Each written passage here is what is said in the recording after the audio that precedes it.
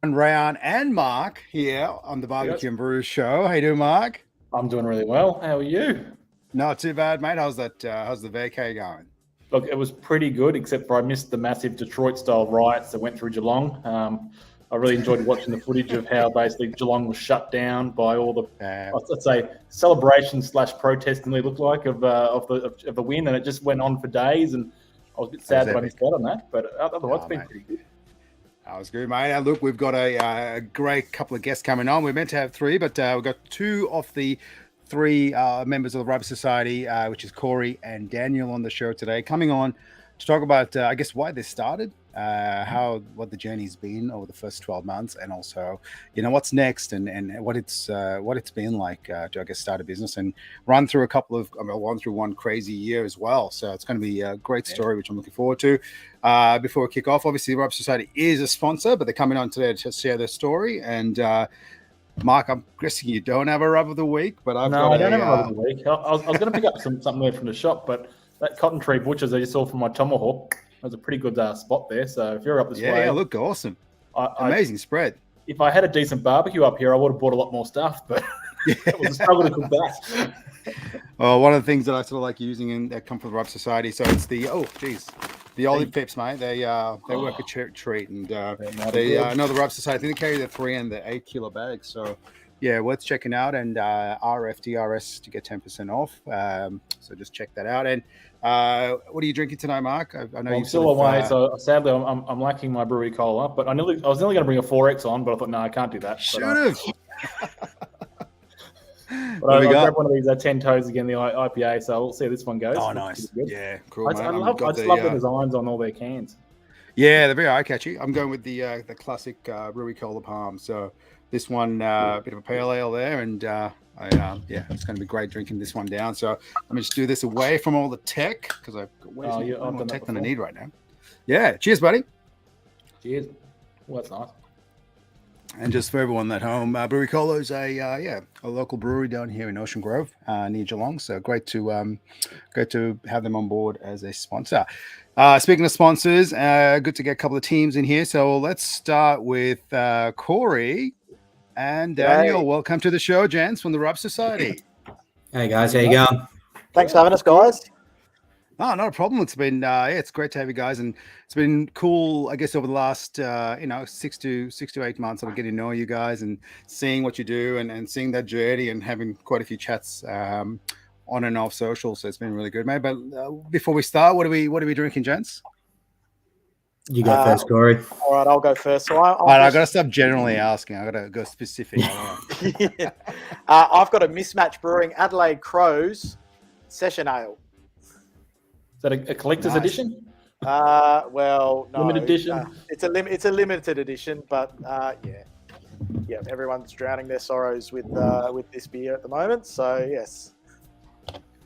Not going with the Mexican's finest, Corona.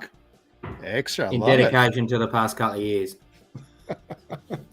Excellent, mate. Excellent. All right. Look, let's kick off with you, Daniel. Tell us a little bit about yourself, mate. What's your barbecue story? How did you get into barbecue and rubs and all sorts? So I've always loved always loved ribs, and essentially, I think we've all sort of noticed in Australia, we haven't never really done low and slow right up until the past maybe 5 or 10 years. Just putting a smoky barbecue sauce on something and then claiming that as ribs. So always really, really liked it. And then literally went to a mate's house one day. He had a $200 offset. And I said, you know what, I'm going to go and get one for my birthday. Started doing that. Absolutely fell in love with it. Started talking about it at work with Corey and Michael. And I mean, I've probably been smoking for 2 years now. So 2 years later, here I am having a small business in the area. That's unreal, man. How about yourself, Corey? What got you started with, barbecue and this passion to start the business? Yeah, I sort of started out with the old grill, the gas grill for many years. And my dad was his barbecue was his fourth son, so it was amazing. And that's what my kids think of me, going. Yeah. So yeah, we I from there I got my own little Weber and sort of started from there. And it's just one of those things that, when you cook something right and you're eating it and you're going, I actually made that. That's it's amazing. And and then when you feed the family and you get some smiles and some full bellies, it makes it all worth it. So yeah, it's that sort of drives a bit of the passion that I've got for barbecuing. Oh, that's awesome, mate. So Corey, what's your favourite protein to cook? I'm at the moment I'm sort of torn between brisket and beef ribs. I've just started sort of experimenting with a few other little things. Did some bao buns a couple of weeks ago, which I'd never done for the kids, and they loved it. And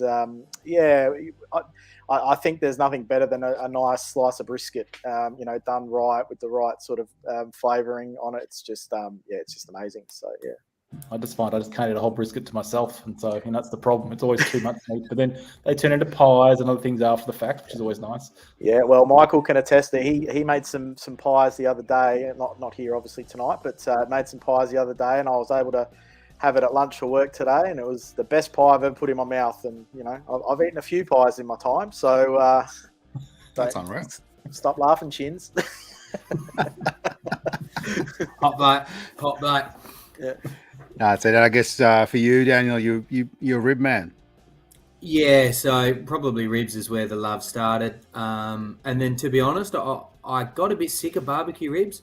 So I've actually really enjoyed experimenting with flavors, so making Asian style ribs. Loved what you did maybe a couple of months ago, Reyan, with the with the satay ribs and whatnot. So trying to incorporate ribs as like a dish. And then I love Asian food, so I love doing like an Asian fusion with the ribs in some form of way. Yeah, that's awesome. Yeah, I must admit it's been one of those things that I just tried finding different flavors for ribs, mate. It's good fun. Speaking of ribs, I think I've got a few mates ribbing into me in the comments section at the moment, which is good. Yeah, I think Chris Oakley's got a nice comment there. That's a good one. Yeah. So that's Huget, is it? Oh, yeah. Huget. Huget. Okay, just checking. And Smith is Smith. Keep it simple. I like it. Yeah. So Daniel, tell us how the Rubber Society all came to be. Where did the idea come from? I think I give Corey credit for this usually, which is rare because I don't give him credit for much. Sorry. He's away, mate. He's away. Yeah, I've started it. Just let me get my script out. So we started it. Essentially, we were all working. We all still do work together, and we're going through a bit of a hard time at work. And I think it was Corey just came over to Michael and I's desk one day and said, wouldn't it be good to just smoke meat and sell barbecue rubs for a living? And I think we all sort of put our heads together, and this is in the middle of COVID, and we all sort of went, well, all right, we're not going to open a physical store because that's, we legally weren't allowed to at the time. We weren't allowed to, sort of go out and about. But B, obviously, it's a massive risk, going straight into bricks and mortar. So we thought we'd dip our toes in the online world, and it's fair to say we've been incredibly overwhelmed with the support from the barbecue community in the past 12 months and how much we've grown. Part of the other reason we were sort of looking at it as well is trying to just bring a lot of the stuff that you had to go to different places to get under the one roof.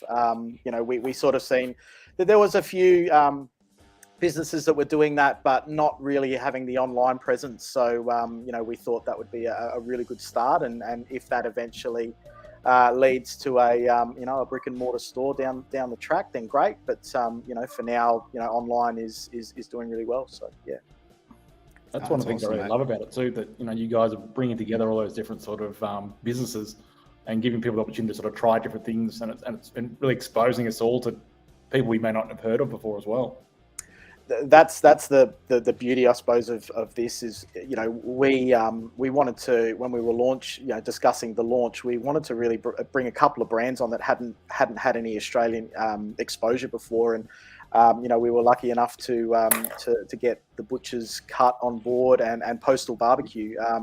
and we found Jabin just online and doing, some amazing YouTube videos, and we found he was selling his own and was able to get them on board. So we're lucky for that. We're always on the lookout for exclusives as well, and we can hopefully in the next sort of 6 months we can start introducing some more to the market. That's unreal. You started the Rob Society. How did you go about sourcing the? You said you got a couple of the butcher's card and things like that. But how did you go sourcing that product? Is it local vendors, or did you have to go international? What's that? I suppose that journey to try and get stock in and hold stock. Those guys were international. We reached straight out to them. Sort of via social media, and was able to get some responses. And then it was the same with the local suppliers, both in South Australia and around Australia as well. Is we just reached out via Instagram and Facebook, and they were lucky enough to come back to us, and we were lucky enough for them to come back to us and point us in the right direction to be able to bring them on board with us. That's it. So, how many small businesses now are you supporting? I was just thinking that question as you were talking. Then I was like, I was thinking about how many. Ask it. how many we started with, how many we're at now. Geez, Corey, you're the distributor. Do you have any idea how many we stock now? Daniel, just quickly, what do you do at the Rob Society? Mate, Corey seems to do everything. You're looking at it. Yeah. You're looking at it. Yeah. Yeah. Just the face. No, sorry. Stop. Go, Corey. Look, carry now. Well, look, we carry. I reckon we're carrying about 40 different suppliers on board. I think different rubs, and we're lucky enough that some of the main distributors in Australia have multiple brands that we can just sort of pick and choose how we go. We've been in South Australia, we're pretty blessed to have some amazing producers locally. We've got Russ at Natural Smoke, Jim at Olive Pit, Aaron at Low and Slow Basics, and Tom Smoky Pastures, Justin at Smoking Mangoes. Rub and Grub, Rub and Grub, Kyle, Rub and Grub, and Adriana at BRZ and Meat Labs. So get them all in, Corey. Don't miss any of them. This is just amazing. Yeah, it's amazing to be able to roll off those guys and what they're bringing to our store. But they're also influencing a heap of other people in the barbecue world, which is pretty good. That's it. And look, you got 280 something products on your website, and it's not just rubs either, is it? So you guys carry knives, fuel, smoking woods, so it's as well as barbecue accessories. So you're kind of branching out ever so slowly, but at the same time almost at the quite quickly in the last year. We've got some amazing accessories as well from a guy that's a local guy that produces a whole heap of kettle accessories, GA accessories, and again it's just having the ability to have so much stuff under one roof where somebody can go, I can buy my rubs, I can buy my fuel, I can buy a riser for my GA, and I can be all set from the one spot. So it's a really good place to be at the moment. And if someone's watching and want to get their products on your website, hit you up on Instagram. What's the best way to sort of get in touch with you guys? Yeah, our socials is the easiest way to hit us up. We have had people reach out that way to get on board, and we'll definitely sort of come back to you, and if it sort of suits where we're at and where we're heading, then we'll definitely sort of have a look at it. Are you finding it's now giving more organic growth sort of that way, where people are approaching you? Yeah. I think it's sort of it's been. I feel pretty honoured when somebody reaches out with their product and say, "Hey, would you like to sell it for us?" Because it probably shows that we're doing something right. Obviously in the early days, we're the ones sort of making all the moves, but now having people come to us, it's a pretty humbling sort of thing for us. That's awesome, man. Look, obviously starting out and having to start selling products and hold product. How did you guys manage the logistics and holding of stock and things like that? Because obviously, you guys don't have a brick and mortar location. What was that like? Yeah, You're surrounded by rubs, I've got one car in my garage at the moment, and that's we at the moment we're in our temporary home. We're building a house not far from where we are, and there's a decent old shed being built that we can store a fair bit of this gear. But yeah, my wife is quite understanding. With my arsenal of barbecues, I've also got the arsenal of rubs. So yeah, she's quite an understanding little gem, that one. I forgot to ask you, mate, what barbecues you're running with. We sort of talked about how you got started, but what are you cooking on? I have a Texas Pro Pit like yourself. That's right. The Hark. So it's an amazing piece of kit. I've got a Traeger Ironwood. Oh, nice. Yeah, I've got the 885. I swore, and he's smiling. Now, come on, tell him the story. Yeah, I always used to have a crack at Daniel and Michael because they had pellet smokers, and how about you be a real man and just play with fire and. But then I kind of, started watching a bit of Matt Pittman Meat Church, and actually the thing that really got me going toward a pellet smoker was seeing the new Timberline XL come out and just go, wow, that thing is such an amazing piece of machinery. Yeah. And then I saw what the prices were going to be and went, yeah, okay, well that can stay there, and I'll find something else. And yeah, I came across the Ironwood, and that's amazing. Your old trusty Weber. I've got a GA. I've got a Weber Q. So yeah, there's a lot going on at the moment. So yeah, again, the wife's pretty patient and understanding, and yeah, we're all good. We're all good to keep adding when we need to. That's it. How about you, Daniel? So yeah, I started on an offset, and then I went and got a Pit Boss Navigator Pro 850, which I love. But then I also recently went out and bought my first ever Weber kettle. Nice. So, and I absolutely love the Weber. Like, they are so versatile, and I say to anyone, like, if you've got a Weber, you can smoke. Like, you can. The amount of videos, Aaron's got plenty up on his YouTube channel about how to set the Weber up and smoke off a Weber. So if I want something, with that real charcoal flavor using olive Pipco, usually I'll go the Weber. If I'm doing an overnight cook or just don't have time, then it'll obviously be the pellet smoker as well. 100%. The versatility, made of the kettle is unreal. I think the scale back factor too. You can obviously do the longer cooks on a small amount of barbecue without having to fire up a big offset smoker, which is fantastic. Yeah. I've just been enjoying, putting the pellet smoker on and going to bed. Waking up the next morning and the brisket's nearly done, and you've had your good night's sleep. And whilst I know a lot of people sort of call them a microwave, I understand that, but it's there's some convenience behind it, so it's great. I mean, don't get me wrong, I love my offset. I love playing with fire, but it's the convenience. I mean, 100% is convenience, man. Especially if you've got kids and stuff. It's just sometimes you just haven't got the time to sit there and sort of feed a stick burner. So yeah, but I must be in 5 to 10 minutes is always good. Yeah, I was just going to say, you're getting caught up in Call of Duty. You know what Corey's doing next month. All right. 100%. I think everyone's a bit pumped for that one. Might even be a day off work for that one. What? Why is he sick? Oh, the beater's out. Yeah. With the the world and the supply chain issues that's happened, has that affected or impacted your business at all?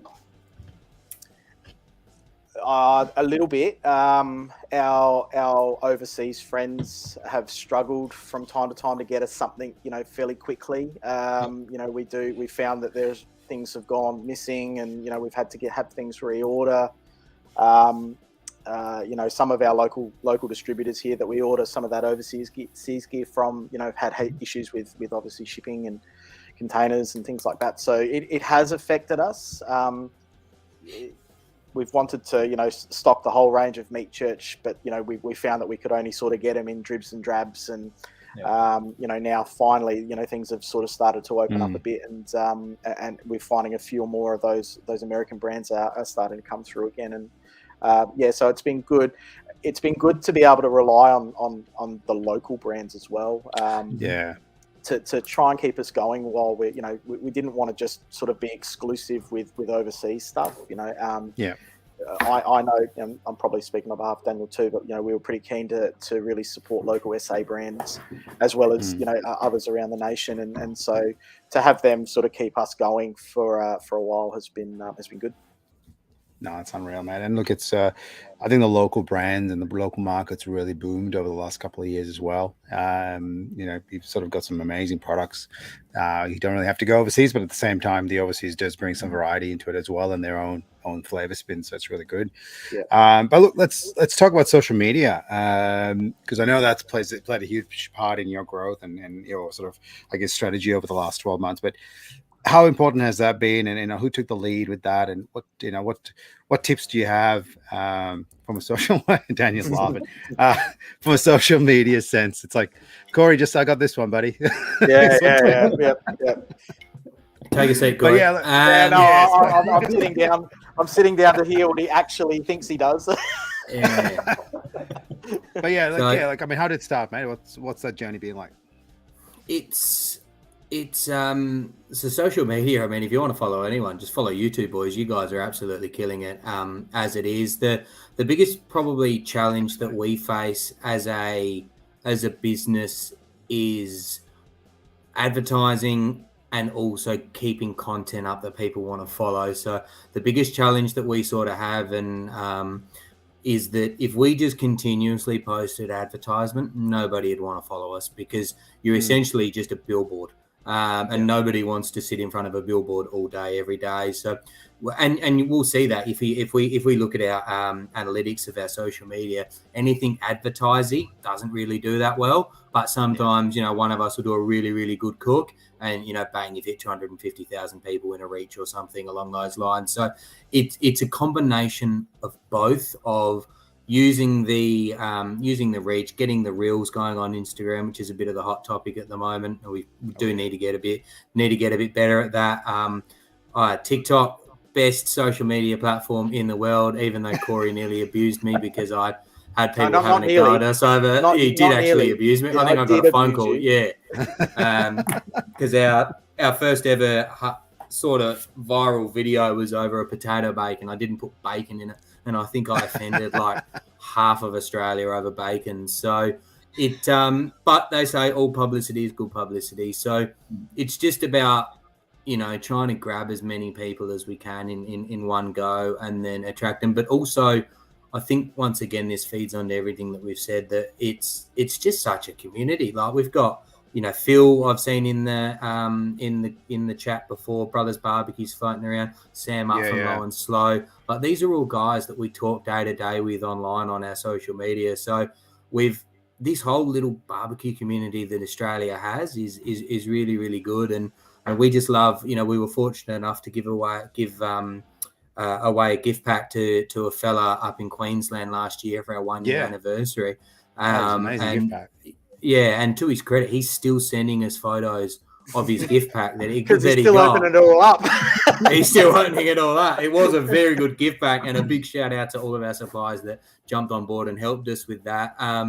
But when we picked the winner, we hoped that it was going to go to someone that really appreciated it, and I'm glad that he's won it, because I really would have really appreciated it too. But he'll never have to buy rubs again. We've made a bloke happy, but we've lost a customer. So it's been great just coming along in that community as well. So yeah, the community has been amazing. I mean, obviously, you mentioned Brothers Barbecue as well, but even the rub companies, like Sam from Sauce Low and Slow, Joe from Smoky Joe's in WA, like everyone just communicates so well and shares knowledge and things like that. And I think it's especially over the last, it's almost last 3 years now for me, just growing with those guys and seeing those those guys grow in the community has been fantastic. And then seeing Phil obviously picking up that deal recently, obviously with the smoker as well. So he's doing some great stuff. So it's just really cool. Shout out to Sam as well, and we hope he's going well after the floods up in Queensland. And man, his lower kitchen area, yeah. And how many? Obviously, you guys all three of you work full time as well. But in creating content, I mean, I sort of do a bit of content creation now, and I know how much time it takes. But when you're trying to make your own content, what's how's that? Are you sharing the load, or or just hopefully filming a cook every now and then? It just seems like it is a tough job as much as it seems simple. It's been hard. So obviously when we first started the business, Corey's got an ops background, so we sort of gave him the logistical solution of it. Michael, I don't really know what Michael does, but Michael looks after honestly all invoicing, all that sort of stuff as well. Michael's on top of that. He's quick on the socials too. He's quick on the socials. Far out. He's quick at replying on the socials. Where does he work? Because I'm not sure he works there. Yeah, if his boss is listening in. But then myself, because I was under the age of 30, I thought, all right, I'll take the social media lead. But I'll be honest, I took the social media lead for probably the first 9 to 12, actually not 12 months, only a year. I'll probably say 8 to 9 months. But obviously, the work has kicked up recently. I'm also at university. I had to reach out to these two, as you boys would know. Like it is intense to try and keep up with, with what the demands of social media. And we I'll put them my hand up to say, we tried to launch a YouTube channel. We've still got it. We still use it, but it was taking me hours to film a video, edit the video, upload the video. And unfortunately, at this point, just working full time, I haven't been able to do it all myself. So I've had to lean on these guys and get them to give me a hand doing the social media, because it's pretty hectic, especially with work full time. Phone eats first is the motto around here when we're cooking up. It's the phone eats first, and you might get something that's a little bit cold, but oh well. You can point it. We sort of say to the kids, you can point it out to your friends that, hey, I ate that, and it is a challenge. And Michael's really great on it too. Him and I have had to. I suppose we started out not really doing much and not really knowing much about how to do it, and I think we've gotten better at what we do in conjunction with Daniel, and I'm excited to see where we're going to end up in 12 months time. So if we just keep going and getting better and just improving each video, each cook, that's going to be great. So you've mentioned a few platforms there, but where can we find you online? Like what are all the platforms you guys are communicating on? Everything but Twitter and Twitch. But you can probably find Corey on Twitch. And OnlyFans. We're not on OnlyFans yet. Not yet. If we don't sell enough rubs this summer, you might find us on OnlyFans. That's a whole different rub society. That's a whole different rub club. Yes, it is. On Instagram, on Facebook, and on TikTok at the Rub Society is our handles across all three. Yep. No, it's awesome. And I mean, you guys did a few masterclasses, I suppose, earlier this year. I totally lost track of time. What are those, how did they come about? And, what are you going to be doing any more soon? Because they were pretty informative, and I suppose, you saw quite a few people watching. So, is that something that's on the horizon? Yeah, that was a brainchild of mine that I sort of had. Unfortunately, we did have one or two pull out towards the end, but the two that we had Tom from Smoky Pastures, as well as Jabin from Postal in Canada, which was he did a really good video and a really good masterclass. I am brainstorming in my head something in the future. I think the thing is that so we had something like 150 people sign up to win the chance to jump into one of those masterclasses. They were free. But then, conversion wise, I think we would only on the average about 15 to 20 people in the masterclass as it was. But then when we did a live one on Instagram, you had a whole lot more people, but that's that sort of juggling we've had to do, because we really wanted the masterclass to be an intimate session where barbecuers could ask pitmasters questions about how they do things certain ways, as opposed to just a show and tell on Instagram or Facebook. So I've got something in my mind brewing about what I would like to do. I've got a few targets, a few pitmasters from the US that I want to try and get a hold of.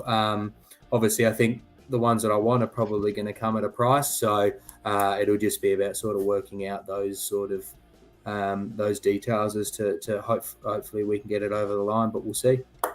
That's it. I suppose how do you measure the conversion for masterclass to a sale, I suppose, as well, doesn't it? Like that's ultimately what you're trying to achieve. So it's a tough one to sort of measure. But that's all social media, right? I mean, you can chuck a reel in and get a few thousand and put no bacon in your sort of spud sort of thing, but it's still like, is that going to be a sale? Does that turn into a sale? Like, so, but no, look, I guess kudos to you guys. You're trying and working through it. And I think that's the hardest thing. You got to keep going, right?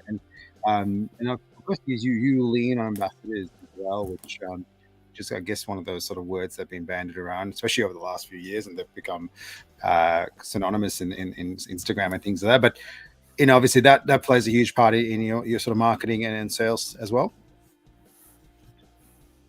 You want to tag Corey? I'll be talking too much. I meant to say Corey. No, 100%. Look, I think we tried to measure, like, at the end of the masterclasses, having special sort of promo codes for people that attended to see how that would convert into some sales, and we had a couple that sort of came through, but again, it's hard to gauge on the impact. If somebody watches a masterclass and then in 3 months' time decides, oh no, I need to buy that. Oh yeah, I went to that. I'll bought it off that site and don't use the code. Then we can't really follow that up. But you're right. I mean, we have always sort of just worked through and said that what we want to be able to do in terms of content, social media, competitions, it's got to be to build the community. We really want to build our, we've got our TRS community on Facebook, and we really want to just build the barbecue community within that group, but within other areas too. So if whatever we can do and however we can sort of promote what we are doing in ourselves with our awesome products, and it reaches somebody and they buy something, then if it changes how they cook something or, gets them into barbecuing, then that's really what we're about. So, yeah. No, that's awesome. Now, Corey, I know you can't tell me what your favorite rub is, but what's the one you've always got on hand in your cupboard? Like for me, there's always 3 or 4 kilos of firecracker in my cupboard. What do you have in your cupboard that just in case you're going to have a cook up? What's the sort of go-to you've always got on hand? Yeah, look, I've got a fair an understanding. You've got a whole shed you get free picking. No, I don't go out there and just grab anything. I've got my own stash, and look, there's a couple. The best thing, in my opinion, the best thing we sell, which we actually don't have any of at the moment, because we've sold out and we're in the process of getting some more over, is the Postal Barbecue Chicken Rub. That for me is just elite, and it's not just a barbecue rub. We can just chuck it on a bit of chicken in the air fryer or fry it up, and I kind of have that sort of discussion with people who go, I don't really get into barbecuing, and it's like, well, you don't actually need to use it on a barbecue. I mean, it's amazing when you do, but you can just use it, in your everyday cooking. But for me, that is incredible. I'm not far away from any of the Meat Church stuff. I think that's all of that stuff's really, really good, and combinations with other things are just amazing. And of course, I get Michael tells me that I need to be experimenting with more things, and I agree, but I can't go past Aaron don't know. Low and Slow Basics steak shooter. That for me that's where it all started for me. That rub is bloody amazing. Yeah, it is. Yeah, so that's that got me into the game, and it's good. You touched on that as well, because I've got small kids, and so therefore the meals are sometimes quite bland, and just throwing some rubs on whatever being cooked just lifts it to the next level. And it could be anything from like a bolognese to a pizza to it just adds a bit of flavour. It makes it more enjoyable for me to enjoy the same food they're eating. Yeah, it's really good. I mean, we've got an Angus and Oink fries with that, and we did the Beer and Barbecue Festival in Adelaide, and a lot of people were drawn to that because it wasn't just a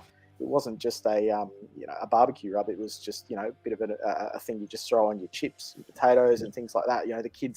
The kids love that. They love the Yappo's chicken salt as well. Like, so I really like that. And Sam, I used one of yours the other day. I used your the coffee rub that you've got.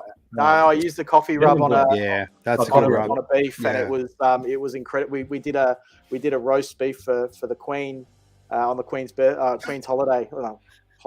Queen's Memorial Day off, and that was incredible, that rub. Now Sam did some amazing stuff, and I keep saying it that his rubs make you think, and I think it's just they're so complex. They're not your average barbecue rub, but they're good spice blends, and they're definitely worth trying out. How about you, Daniel? What do you what's your go-to, man? I'm not going to let you off the hook on this one. Unfortunately, you've picked the two blokes of the Rub Society that are creatures of habits. Michael's the I've got to be careful what I say. The guy who uses a lot of rubs. But me and Corey are trying our best to go out and dabble. But I've got a bucket of Aaron's Low and Slow steak shooter. I absolutely live and breathe that. I've gone up to the catering bucket now, and I use that on roast potatoes and all of that sort of stuff. You didn't know you could get a catering bucket, did you? Hang on. Well, the website can order things in buckets. There's a catering area. Yes, there is. Oh, I'm not ordering things in buckets enough. Hang on. I thought I was impressed when I get stuff in 2 kilos. You'd tell me I can get a bucket. Yep. Now, this is a big bucket of steak shooter, which is divine. So, now to me, it's probably Aaron's steak shooter, but then also, like Corey, I'm the meat church. That was what I started on. I was, once again, creature of habit. I watched Malcolm Reed and Matt Pittman. They were who I watched all my videos doing. And when I found out I could get Matt's product, I went and got it. And probably Matt's Honey Hog was one of the first rubs that I had put on a pork ribs. And it was because I was always someone that was like, can you really taste a rub if you slather it in barbecue sauce? And this was one of the first times I did it was actually I think the one I used on our YouTube channel, and I could taste that extra sweetness, or the honey. It had the honey in the rub. So I absolutely love them. But then also as well, and one that I use a lot is Smoky Pastures brisket, just salt, pepper, garlic. Oh yeah.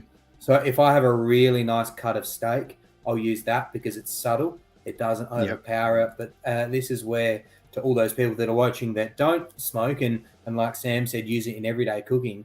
If you're cooking a bolognese, like you said before, Mike, and you're going to add salt, pepper, and garlic, it's already in a container for you in one go. Just happy days.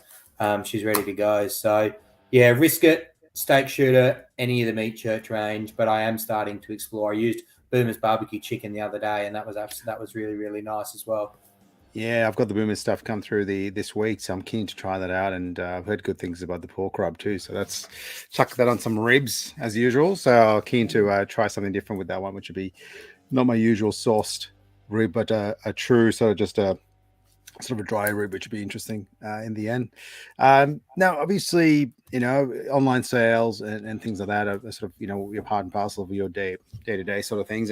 But you did venture out, and you mentioned before, Corey, that you did the Beer and Barbecue Fest in Adelaide, and Daniel tried his hardest to try and get me up there, and I wish I could have got up there. Actually, it looked like a bloody amazing day. But how did you find that festival, and what was, obviously it's one thing to have stuff in your garage and sort of post them out as they come through, but it's another thing to pack it all up, set up a tent, and speak to people nonstop. So did you guys enjoy it, and what was that experience like? Oh, look, we loved it. I think I can speak on behalf of us all. It was something where I'll put my hand up. I was a bit apprehensive about going into it, being that it was not even our first year, and I was more interested in going along just to check it out and see, whether it was something that we could do. And my day boss, he basically said to me, he goes, "This is your target audience. Take a risk." So that sort of pushed my head along into sort of supporting Daniel and Michael. And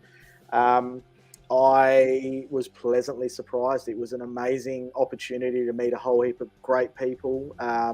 It was a lot of work. It was bumping and bumping out, and pulling everything down, and then resetting it back up at the end of it. It was a lot of work, but it was so rewarding. Not only from a financial perspective for us, but just to have our spot, in a pretty prominent spot within the stall section of the festival, but having people come through, asking for our recommendations or what we thought of, what would go well on this or that. And we were lucky enough to team up with John and Anita from Rub Me Sauce Me, and cool. they brought all the Angus and Oink stuff as well. Yeah, so it was a good weekend for us all. And our display was pretty impressive, I must admit. And my highlight of the weekend, and Daniel, you might be the same, but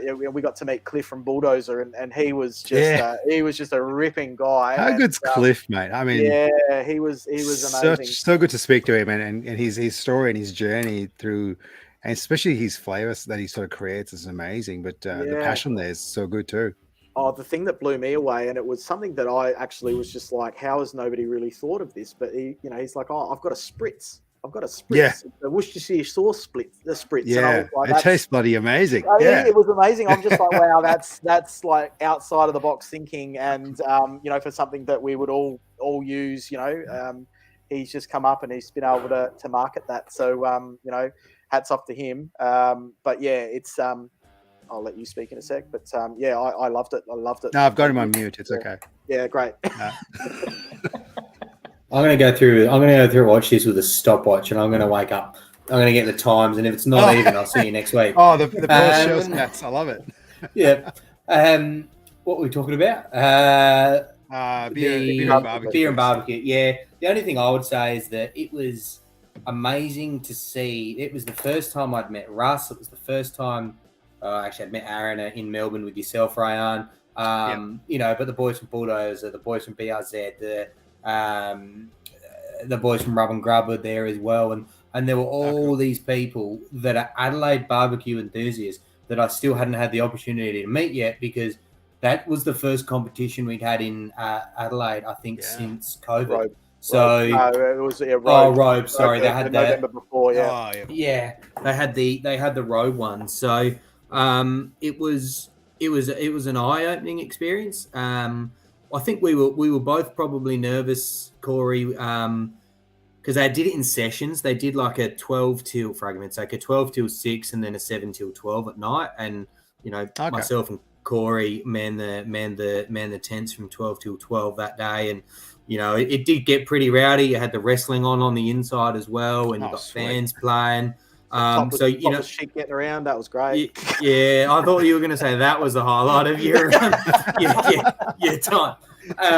But it was, so we're sort of sitting there going like, hell, how are we going to sell to these people that are evidently attacking the beer bit of the festival at that time of night? Really easy to sell to people we did not sell to anyone intoxicated.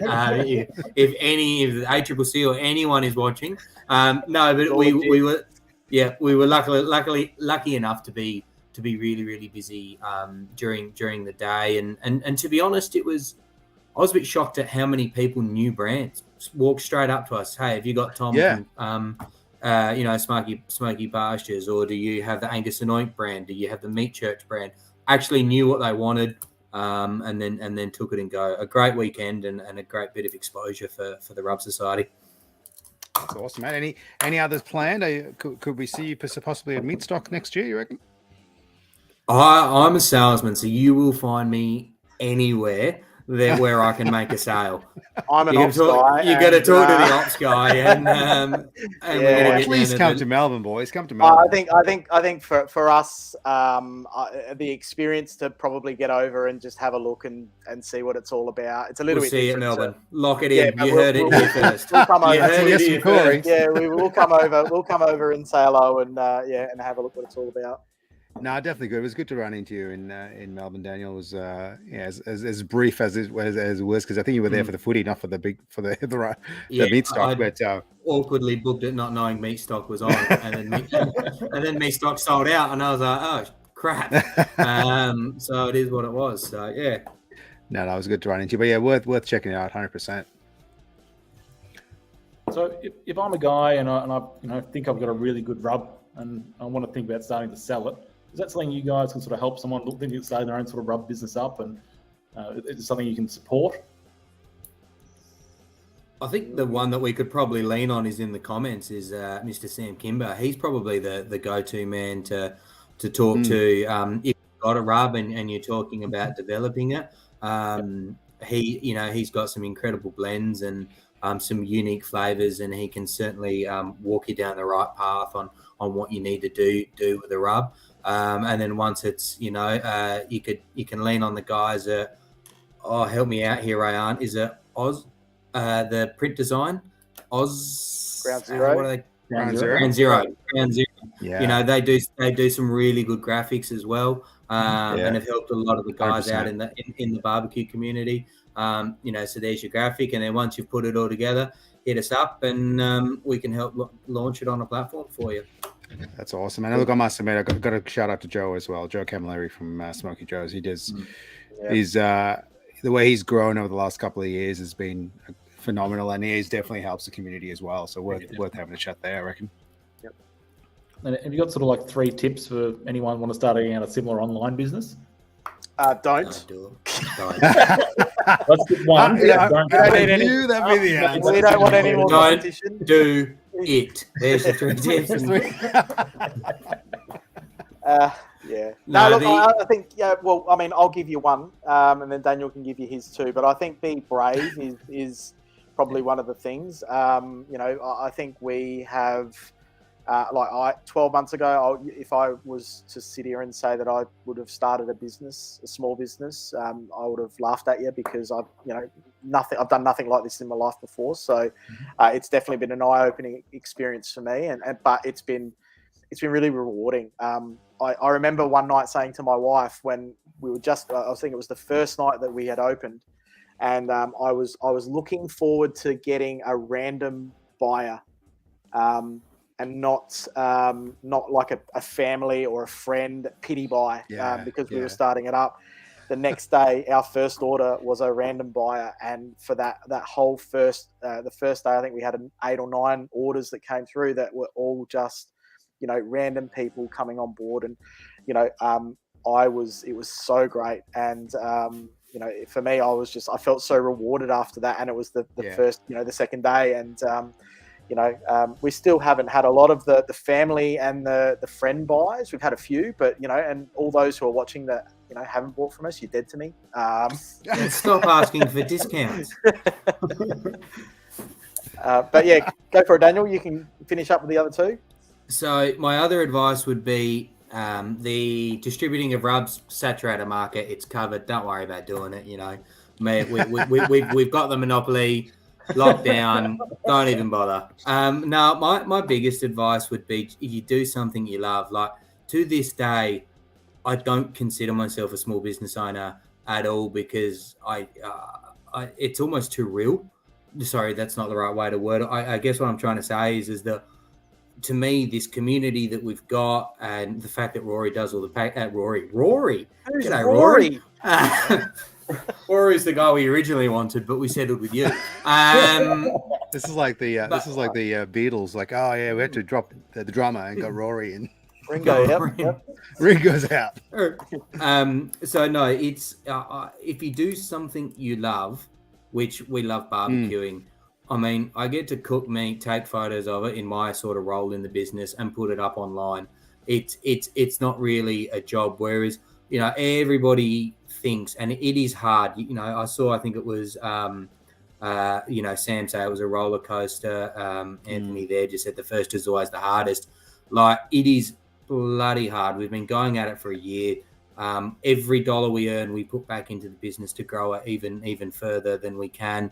But because it's something we love doing, it doesn't feel like we're a chore. Whereas if everyone's trying to get rich quick off e-commerce, which it's not easy to do e-commerce. Yeah. So, if you're going on Alibaba and you're getting a drink bottle or a rug or something like that, it can be very quick to lose interest because, I remember when we first started we were just sort of talking as a group, and one of the guys sort of said, like, what do we need to do in advertising?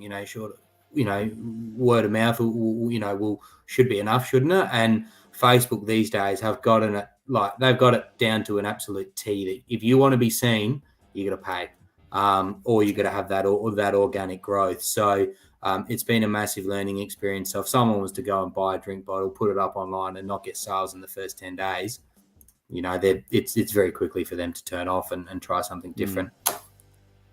No. How did you find this? I mean, obviously, 3 of you in the business, which is great from a support point of view, but also 3 competing, I guess, thought processes and mindsets and ideas and conflicts and things like that. But has that really shaped the way you guys have grown? Obviously, I mean, it's a silly question, but obviously it has shaped the way you guys have grown. But what's that dynamic been like having 3 in the business? Because that's I must admit, I'd probably struggle with it myself because I'm a bit of a control freak, but that's just me. How did you guys go? As Mark agrees. You start, Corey. I'll follow you. Yeah, look, it has had its challenges, but I suppose we've had a method where we've sort of, if someone's passionate about something, even though it may not sit well with 1 or 2, we sort of have a go. And again, it's just getting back to that, just being brave and backing our partners in. Like if we feel like they've got a great idea, if they feel like they've got a great idea and they want to go with it, well then I can't really sort of say, well, I'm going to stand in the way of that, because there'll come a time where it'll be my idea, and I don't necessarily want that to be shot down. But I've been surprised, and even at some of the ideas that come through where I'm not necessarily 100% on board, I feel like when I do get on board with it, and then we all are chucking all of our energy into it, it's worked and it's come up. Beer and Barbecue Festival as a classic example of that. The only thing I'll add to that is that we've got a rule which I think has served us pretty well, because essentially we've got 2 salesmen and 1 op. So if we did a majority rules, can guarantee you that me and Michael would get away with doing everything we ever wanted. Whereas we've got a rule where all 3 of us have to agree or we don't go ahead with it. So then when one of us come to an idea like Beer and Barbecue Fest or something like that, and people might be hesitant, it's not you don't get a 2v1 and then that one feels like, well, I never get a say in this business. But it's also up to the 2 to convince the 1. So, and Beer and Barbecue is the perfect example where at the start it was, I think I was the only one that wanted to do it. Even Michael didn't want to do it. And then he's got a rubber arm, so he's easy. So I twisted his arm pretty quickly and got him on board. But then it was about talking to like Corey and saying, because if I can guarantee you, if me and Michael did things the way that we always wanted to do it, whilst Beer and Barbecue was a success, if we had gone off what we'd first thought about doing, might not have been a success. Whereas then you have Corey, who might have been a little bit more hesitant, and he says, all right, well, hang on. If we're going to do this, how are we? And this is the ops man in him coming out. And it's not usually often that I compliment ops at all. So, we do all the work. No, you don't. No sales, no business. No. It's then about slightly triggered, Corey. Slightly triggered. No, I'm not. He's just used to it. I think. I'm used to it. It's just about working together and going, okay, so if you've got Daniel who, full gung-ho, ready to go, Corey who might be a little bit more hesitant, meeting in the middle. How often do we meet in the middle, Corey, and just sort of say, like, all right, well, let's do this? Because at a time, Corey's a great risk manager, so for us, we need to look at it and go, how much risk are we going to bring on the business by doing this? And then what can we do to reduce the risk at all? Because we are a small business who don't take a profit. We put everything we earn back into the business. There's certainly risk that we need to take at times. No, that's awesome, man, and good insight into the business. Corey, what's next for the Rubs Society? Liquidation. They're shredding papers as we speak. Get my garage back. Yeah. No. What's next? Well, there's a couple of things that are on the go at the moment. A couple of secret squirrel things that will sort of come out in. We like exclusives. Hang on, you got exclusives. We really like squirrels as well. Look, I promise you, when we're ready to go, we will come to you guys with the exclusive, and you guys can announce it. But yeah, no. Look, I think we really want to consolidate over the next sort of 12 months and continue to grow our range. Stick our head into a few more events, and we know that there's a competition next weekend at Austral Meats in Adelaide, and so we'll get ourselves down there and say hello. Meat stock will be something where we'll have a look, and we'll have a wander around and say hello. And there's a lot of stuff that we want to get on board. And hello to Anthony. We love you, mate, and we love your products. They're the best. We want to just continue to add quality products to our range that we know that our customers will really love. And if we can do that, and also in conjunction with that, build our community, then I think that's kind of the goal for really the next 12 months. I love it. And I mean, you mentioned community and growing the community, and it is such a great community to grow into. And I think it's such a welcoming one too. And I guess before we go, who in the community inspires you two? And, who should we go check out that I guess you guys get inspiration from? Daniel. Let's go with Daniel. Oh, sorry, mate. Sorry. Corey can start. When Corey starts, I got to think. Daniel's got to think. Daniel's going to say me. Have you seen his socials? Yeah. No, look, I think Jabin Postal with Postal Barbecue. Get around him. He has some amazing tutorial videos. Again, his product through the Rub Society is outstanding. I can't recommend him highly enough. Such a down-to-earth guy as well, and I really feel like he's someone that Australia can show a lot of love to. So he's someone for me that is that go-to. Awesome, man. How about you, Daniel? Reyan from Rib Appreciation. Never heard of him. Nah, neither have I. No, seriously, though. He just loves brands. It's I love all the brands. I was gonna say brand something, but I don't know what time slot we're in. We're definitely nearly 9 o'clock, so you got 2 minutes to hold off. Yeah. So I guess to me, mine would be probably just the Adelaide guys. Is that they're really. I don't want to list them all off because I'll forget one and upset them as well. Yeah. You got all the Adelaide guys, but also Sam up in Queensland. He's doing some great stuff as well. I love what he's doing. He's obviously gone through a bit of tough time at the moment. But also, you said as well, Joe, like I reckon every week I'm seeing him in a new shop in WA. So he's absolutely killing it. And I guess that too. I guess there's two different people. You got your people like your Aarons and whatnot that we take inspiration about cooking meat off of, but then we've got your business as well, which is your Sam and your Joe that are growing their businesses as much as we can, and from a business we take that on board. That's awesome. Corey, Daniel, so good to have you on the show, and thanks for coming on and sharing, mate. and yeah, hopefully looking forward to see what the next 6 months or 6 to 12 months come, and hopefully we do see in at the meat stock, because I know Mark and I are planning to be at all the meat stock. So even if you see in Melbourne, that'd be great. But if you do get up to Sydney too, mate, even if it's just for a trip, it'll be worth it.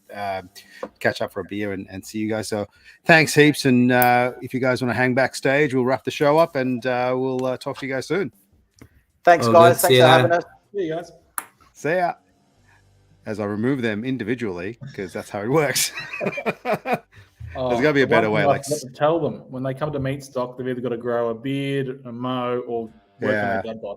You know. Yeah. Oh, mate, that's the. I've been planning. It's like Jan 1. Stop shaving. That's my plan.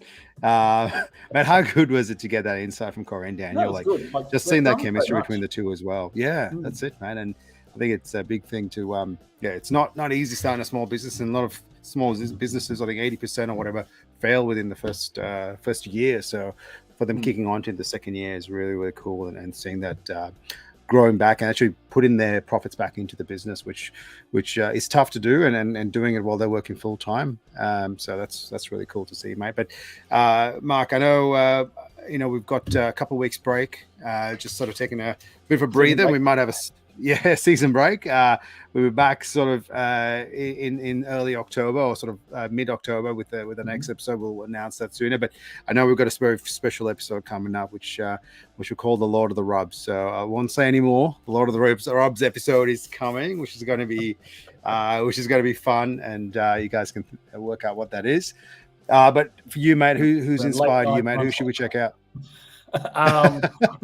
If you haven't seen Guardian of the Grill, so Jesse, just check Jesse out, doing some really good stuff.